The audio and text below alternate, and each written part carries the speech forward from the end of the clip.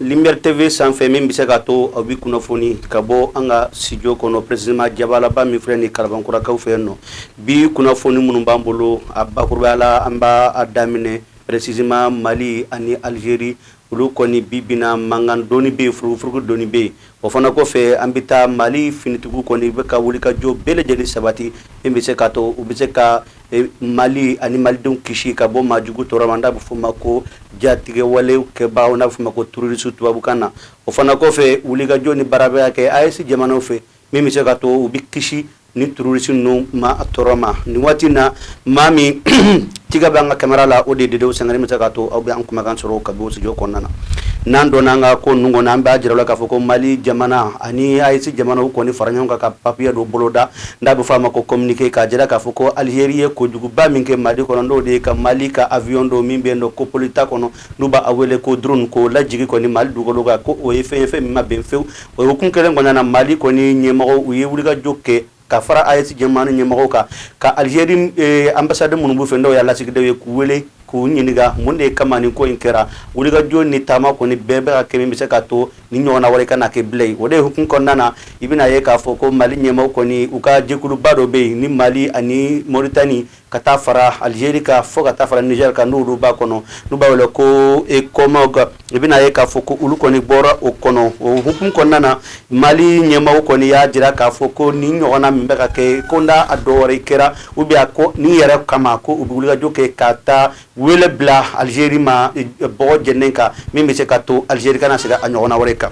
n'an bɔra o la an b'a ye k'a fɔ ko Algérie yɛrɛ ye wulikajɔ kɛ k'a jira k'a fɔ ko Mali ɲɛmɔgɔw bɛ ka kuma minnu fɔ olu ma ka taa fara AES jamanaw kan ko tiɲɛ yɛrɛ la ko nin ko ye komi n'olu ma jɛn n'a ye n'u ma sigi n'a ye fana wa i bɛna ye k'a fɔ ko Algérie ka kumakan kɔni ni tubabu ka kumakan bɔlen don parce que u kɛlen bɛ ka an ka ɲɛmaaw kɔni k'u traiter ni junte ni putschiste ye o de kama i bɛna ye k'a fɔ ko furugufurugu kɔni gɛlɛyaba bɛ bi bi na Mali ani Algérie fo ka taa fara AES jamanaw kɔni ni ɲɔgɔn cɛ kan n'an bɔra o la an bɛ taa précisément jamana in an ka finitigiw u kɔni ye wulikajɔ kɛ région ba fila kɔnɔ an ka jamana in kɔnɔ n'o ye Sikaso ka taa fara Moti u kɔni ye wulikajɔ kɛ k'a lajɛ dugu damadɔ bɛ yen terroristes ka fɛn minnu ye u ka dagabaw ye kɔni kunbɛn u ye tasuma dɔw la k'o daga ninnu kɔni bɛɛ ci ka bɔ yen nɔ wa u ye maa caman bɔ ni u ni na terroristes kunda nin ko in kɔnɔ min bɛ se ka to lafiya bɛ se ka na précisément Mali kɔnɔ n'an bɔra yen Motikaw fɛ yen nɔ terroristes maa damadɔ bɛ yen kɔni n'o ye u ka ɲɛmaabaw ye o kɔni an ka ɲɛmaaw précisément finitigiw u kɔni ye tasuma wuli la min bɛ se ka to ka u kisi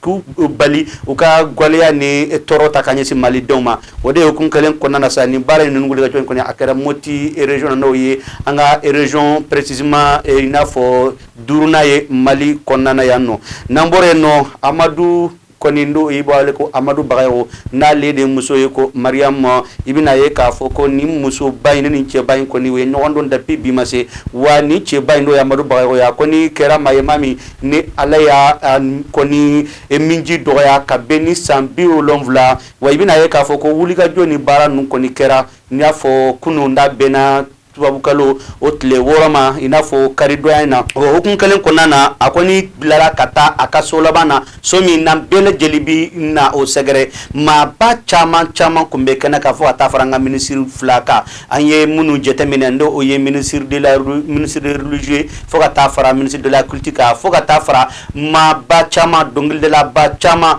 Mali kɔnɔ Mali ko ka tubabu yɛrɛ ye Amadu ka nin saya ko in u y'a kuma fɔ précisément n'i y'a ta k'a lajɛ Emmanuel Macron o yɛrɛ y'a jira k'a fɔ ko vraiment nin ye voix belebele n'a bɛ fɔ a ma ko kumakan belebele min talen filɛ nin ka taa a da maa caman bɛ yen olu kɔni ye foli ani i n'a fɔ hakilisigi ka kuma fɔ ka ɲɛsin a ka denbaya ma wa u ye dugawu dɔn k'a ye nin cɛba in Ala ka dayɔrɔ suma wa cɛ taara cɛ min ni a bɛ silamɛya matarafa kosɛbɛ wa maa dɔ fana maa min dapa ye dɔnkili daminɛ fo bi a ka dɔnkili tu kɔrɔ a ka di maa bɛɛ lajɛlen o de kama a bɛ fɔ min ma ko an ka culture kɔni u kasilen dɔ ni u dusu kasilen bɛ nin tile filɛ na Amadu Bagayogo ka taali na nin de bɛ dansigi kɛ an ka bi kunnafoniw na ka ɲɛsin aw ma maa min tɛgɛ kun bɛ an ka kamera la komi an y'a fɔ cogo min na o de ye Dedewu Sangare ye Amadu Sara Ture kuma baara bin kun bɛ n bolo min bɛ se ka taa an baw kunnafoni a y'a kan mɛn n'Ala sɔnna ma sini. Europe Maliyɛnw Lumière TV maaw kun kan bɔra tuguni Ala Nigo information yɛrɛ igo Lumière TV nigo farikolo ɲɛnajɛ o kunnafoni igo Lumière TV nigo kodumaw jamana kunkan ko ba fɛ bɛ dugu in kɔnɔ ni bɛ fɛ o information yɛrɛ sɔrɔ igo Lumière TV nka an bɛ nin bɛɛ la maliyɛnw ko belebeleba bɛ yen nɔ nouvelle duman ba dɔ bɛ yen surprise mondiale o mun ye o ye Lumière TV anniversaire de ye cɛ ko bɛ dugu la maliyɛnw ayiwa ɲinan kɔni an kɛn bɛ ka programme bɔ programme min kɔni non ni n ka cɛ bɛɛ bɛ nin yɛrɛ sɔrɔ a kɔnɔ. Programme mina damne mun la o farikolo ɲanajɛ no be damne le 7 juin comédien journaliste ka fara équipe yɔrɔw kan ala o match be damne le 7 juin a bɛ kɛ palais de la culture la synthétique terrain bɛ yen nɔ match be damne fo le 12 juillet ayiwa ballontan mana kuncɛ sa final mana kɛ o don su kelen le 12 juillet an bɛna concert belebeleba kɛ concert min a bɛna jamana ye artiste ba bɛɛ lajɛlen de ye nɔ maliyɛnw ko fara surprise kan ala Lumière TV ma n'aw tɛ jɔn de bɛ ɲɛ maliyɛnw sa ayiwa ne geribu fanba ne ni n ka jama an kɔni bɛ yen nɔ ne t'aw ta dɔn dɛ ayiwa a ye bɛɛ ko kɔnɔkulu an ka ɲɔgɔn sɔrɔ café des arts kɔnɔna la an ka nin ko in kɛ ko dumanba ye ala Lumière TV k'an bɔ dibi la